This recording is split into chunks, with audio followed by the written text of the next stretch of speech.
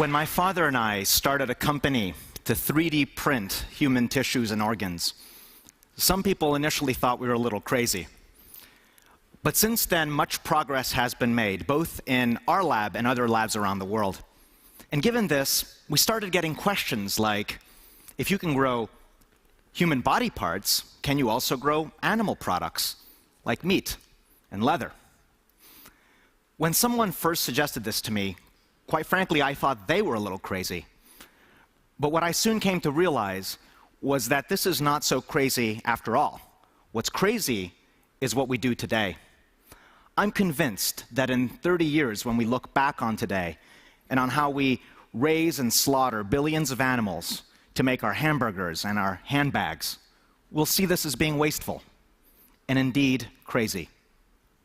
Did you know that today we maintain a global herd of 60 billion animals to provide our meat, dairy, eggs, and leather goods? And over the next few decades, as the world's population expands to 10 billion, this will need to nearly double to 100 billion animals. But maintaining this herd takes a major toll on our planet. Animals are not just raw materials, they're living beings. And already, our livestock is one of the largest users of land, fresh water, and one of the biggest producers of greenhouse gases, which drive climate change.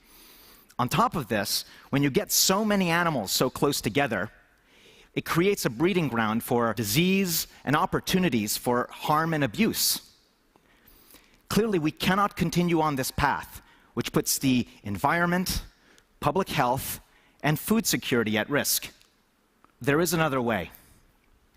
Because essentially, animal products are just collections of tissues.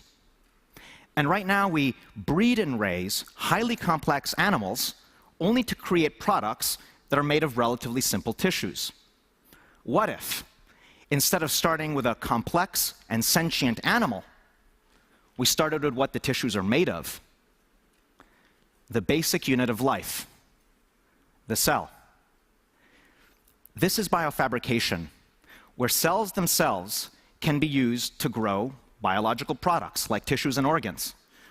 Already in medicine, biofabrication techniques have been used to grow sophisticated body parts like ears, windpipes, skin, blood vessels, and bone that have been successfully implanted into patients.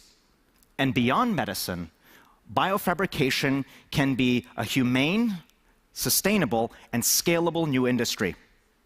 And we should begin by reimagining leather. I emphasize leather because it is so widely used.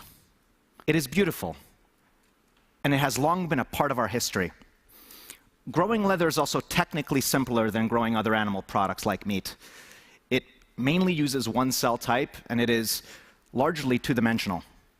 It is also less polarizing for consumers and regulators.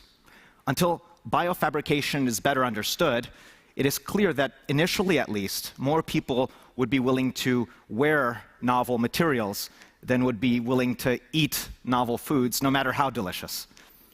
In this sense, leather is a gateway material, a beginning for the mainstream biofabrication industry.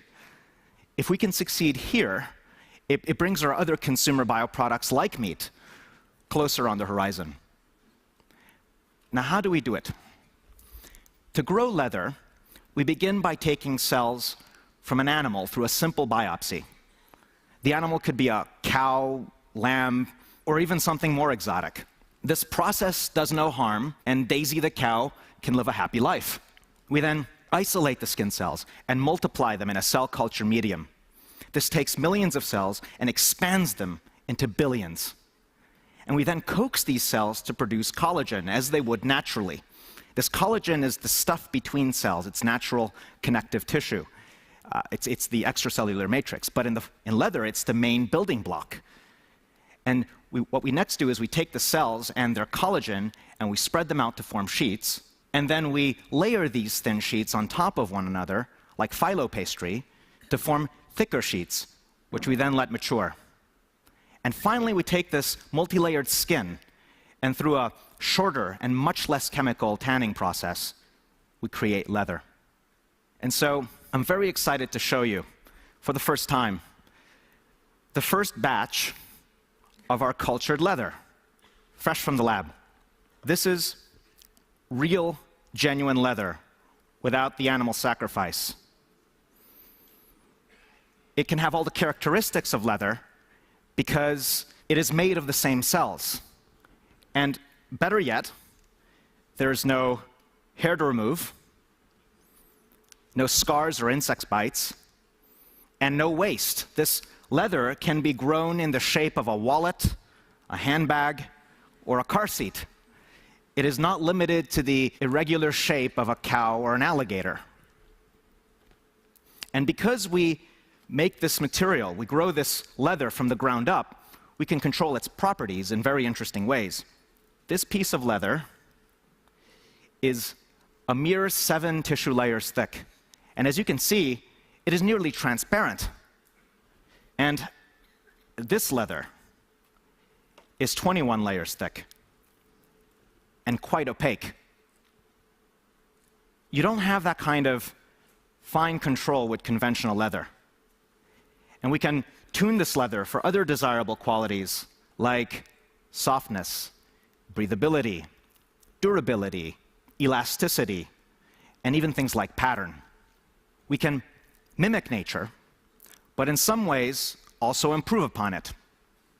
This type of leather can do what today's leather does, but with imagination, probably much more. What could the future of animal products look like? It need not look like this, which is actually the state of the art today. Rather, it could be much more like this. Already we have been manufacturing with cell cultures for thousands of years, beginning with products like wine, beer, and yogurt. And speaking of food, our cultured food has evolved, and today we prepare cultured food in beautiful sterile facilities like this. A brewery is essentially a bioreactor. It is where cell culture takes place. Imagine that in this facility, instead of brewing beer, we were brewing leather or meat. Imagine touring this facility, learning about how the leather or meat is cultured, seeing the process from beginning to end, and even trying some. It's clean, open, and educational. And this is in contrast to the hidden, guarded, and remote factories where leather and meat is produced today. Perhaps biofabrication is a natural evolution of manufacturing for mankind. It's environmentally responsible, efficient, and humane. It allows us to be creative. We can design new materials, new products, and new facilities. We need to move past just killing animals as a resource to something more civilized and evolved. Perhaps we are ready for something literally and figuratively more cultured. Thank you.